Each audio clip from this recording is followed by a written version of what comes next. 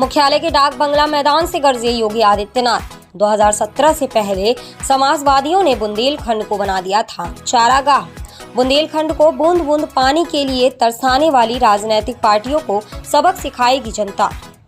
उत्तर प्रदेश में चुनावी सभाओं का दौर चरम पर है। विपक्षी दल जहां बीजेपी को सत्ता से हटाने के लिए अनेक तरह के हथकंडे अपनाकर जनता को रिझाने वाली योजनाओं की घोषणाएं कर रहे हैं, वहीं उत्तर प्रदेश की भाजपा सरकार में मुख्यमंत्री योगी आदित्यनाथ ने महोबा के डाक बंगला मैदान से चुनावी सभा को संबोधित करते हुए सपा, बसपा और कांग्रेस पार्टी पर निशाना साधते हुए उन्हें अवसरवादी राजनीति करने वाले दल करार दिया। समाजवादियों के काम को तमंचावादी और सोच को परिवारवादी बताया। योगी ने कहा कि जब जब हिंदुस्तान पर कोई संकट या महामारी आई तो एक पार्टी के भाई बहन देश छोड़कर चले गए। वहीं 2017 से पहले सपा बसपा की सरकार में जनता का राशन समाजवादी गुर्गे और मायावती बहन जी के बड़े पेट वाला हाथी चटकर जाया करता था।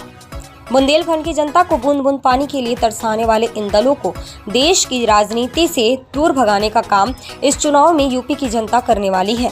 अखिलेश सरकार पर निशाना साधते हुए योगी ने कहा कि केंद्र में मोदी और प्रदेश में योगी की सरकार के दौरान देश और प्रदेश ही नहीं, बुंदेलखंड में कोरोना जैसी महामारी के बावजूद कोई भूखा नहीं रहा। उत्तर प्रदेश में अब की बार 300 पार का नारा देते हुए उन्होंने कहा कि पहले विकास का पैसा समाजवादियों का इत्र वाला मित्र ले जाता था और जनता विकास से वंचित रह जाती थी, लेकिन प्रदेश में बुलडोजर की ताकत के सामने गुंडागर्दी करने वालों और माफियाओं ने हथियार डाल दिए हैं। अब बुलडोजर सड़क बनाने के साथ ही गुंडों और माफियाओं की छाती पर भी चलता है। वहीं विरोधी जनता को तरह तरह के प्रलोभन दे जनता का वोट हासिल करना चाहते हैं, लेकिन जनता इनके मंसूबों को जान चुकी है। इसलिए इस बार फिर से उत्तर प्रदेश में पूर्ण बहुमत से कमल खिलेगा। उन्होंने कहा कि कोरोना काल में देश बहुत पीछे चला गया है, जिसके चलते चिकित्सकीय सुविधाओं के लिए बनने वाला मेडिकल कॉलेज नहीं दिया जा सका। देश में आज़ादी के बाद से केवल 12 मेडिकल कॉलेज बने थे, लेकिन भाजपा सरकार के कार्यकाल में अब तक 33 नए मेडिकल कॉलेज बनाए जा चुके हैं।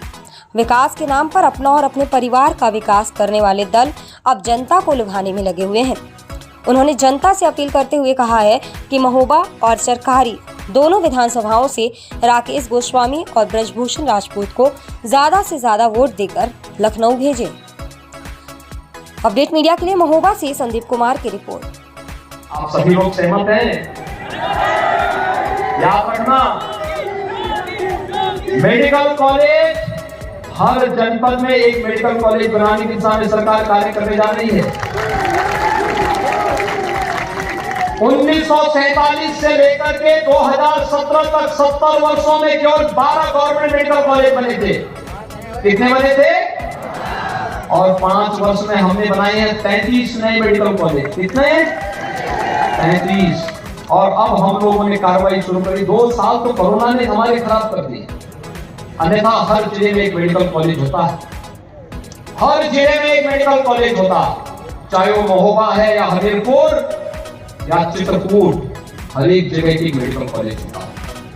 और भाइयों बहनों, चित्रकूट का अंतिम डकैत भी दूसरे लोग की यात्रा में जा चुका है। अब बुंदेलखंड पर्यटन का हब बनेगा। अब बुंदेलखंड यहाँ की माताओं को अपनी गगरी लेकर के पानी के लिए भटकना नहीं पड़ेगा, पानी उनके घर में होगा, हर घर नल होगा घर में। खेत बंजर नहीं होंगे, क्योंकि हर खेत को पानी और हर नौजवान के हाथ को रोजगार देने का संकल्प भारतीय जनता पार्टी ने किया है। और इसलिए भाइयों बहनों, मेरी आप सबसे अपील है